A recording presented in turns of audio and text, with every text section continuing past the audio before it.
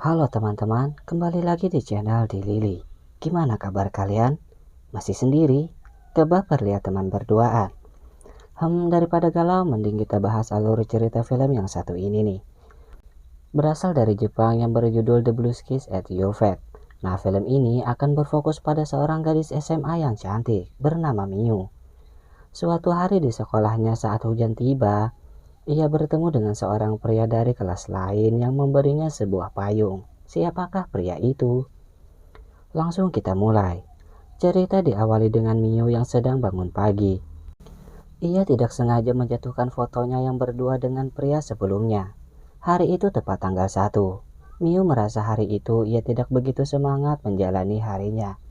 Karena ada satu hal yang menjadi beban pikirannya. Ia memikirkan pria sebelumnya yang bernama Suya, seorang pria populer di sekolahnya. Sejak pertama bertemu, Mio sudah jatuh cinta kepadanya. Namun rumor mengatakan bahwa Suya sangat dekat dengan seorang gadis. Teman dekatnya Miu yang bernama Yuko pun mengetahui bahwa hal itu menjadi pikiran Miu. Setiap hari sebenarnya Suya sering menemui Miu. Bahkan hari itu, Suya dan Miu telah membuat janji untuk nonton film berdua. Mungkin itu menjadi kencan pertama mereka.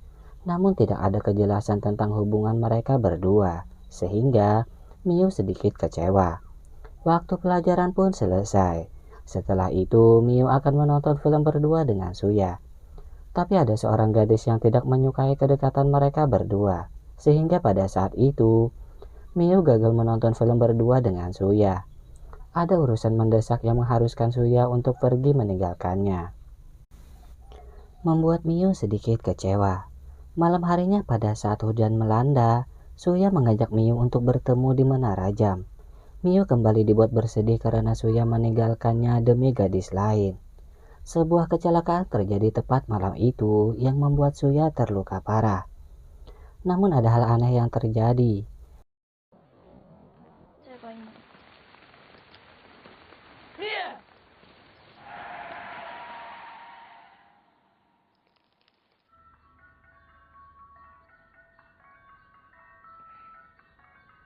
Miu kembali tepat saat ia bangun pagi dan menjatuhkan salah satu fotonya.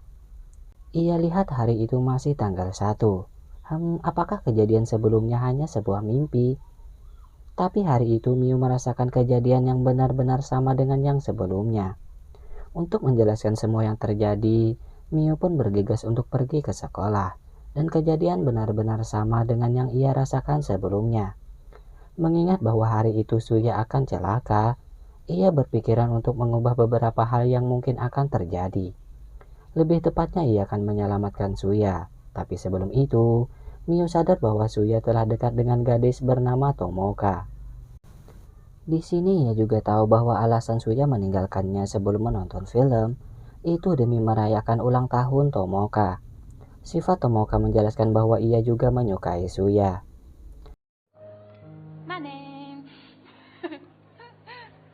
Dan Miu kembali bersedih.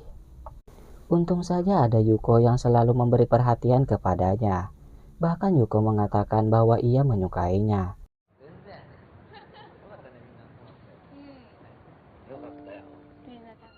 好きなんだよ、お前のことが。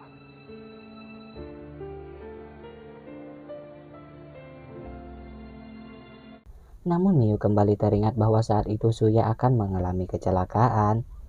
Dan ia berniat untuk menolongnya, namun kejadian itu tetap terjadi.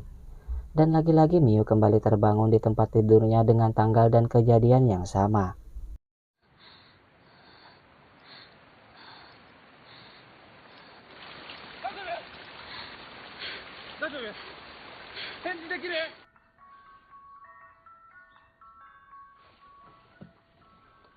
Apakah ia masih diberi kesempatan untuk menyelamatkan Suya?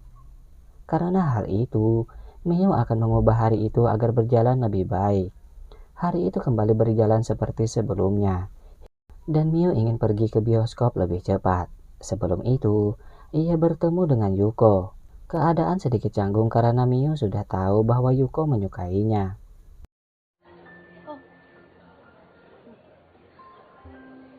Setelah melewati hari itu dengan baik, kini waktunya Miu untuk mengubah akhir dari hari itu. Sebelum menonton film, Miu ingin Suya mematikan ponselnya agar Tomoka tidak menghubunginya. Namun Tomoka malah datang ke sana. Hal itu membuat Miu khawatir akan kejadian yang akan terjadi setelah itu. Ia memaksa Suya agar tidak pergi. 来週にしてもいい？来ないで。みゆ。お願い。 Namun tetap saja Suya meninggalkannya. Dan hari itu masih diakhiri dengan kejadian yang sama dengan yang Miu rasakan sebelumnya. Dengan perasaan campur aduk, Miu memohon untuk diberi kesempatan lagi.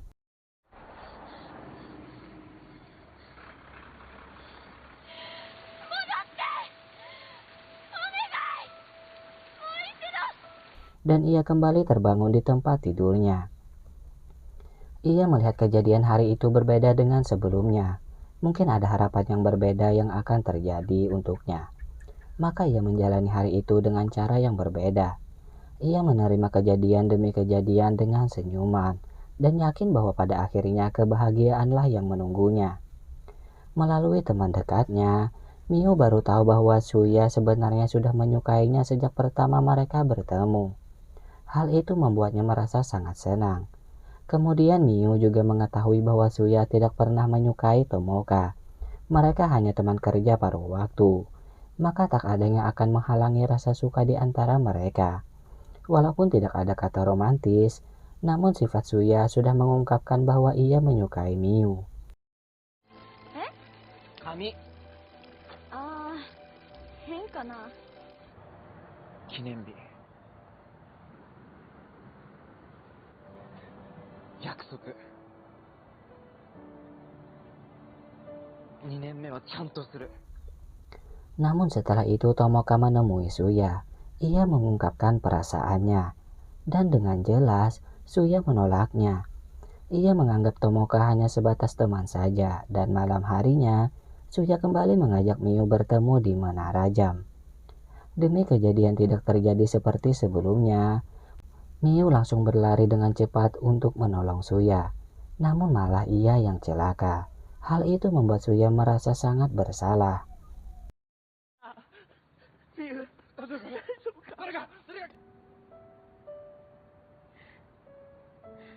Dan apa yang terjadi? Miu kembali terbangun di kasur rumah sakit.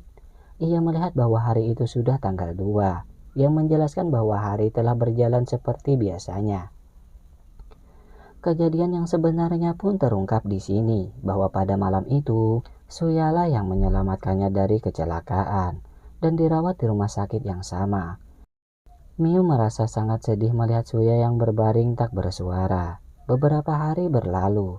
Kejadian sebelumnya yang dialami Miu membuatnya sadar bahwa Suya benar-benar sangat mencintainya. Ia mendapat surat dari Suya yang isinya menjelaskan bahwa Suya sudah menyukainya sejak pandangan pertama. Ia sangat menyukai Miu yang tersenyum gembira. Dengan begitu, Miu tidak akan merasa takut lagi. Ia kembali bertemu dengan Suya. Maka Miu pun langsung mengungkapkan bahwa ia menyukai Suya.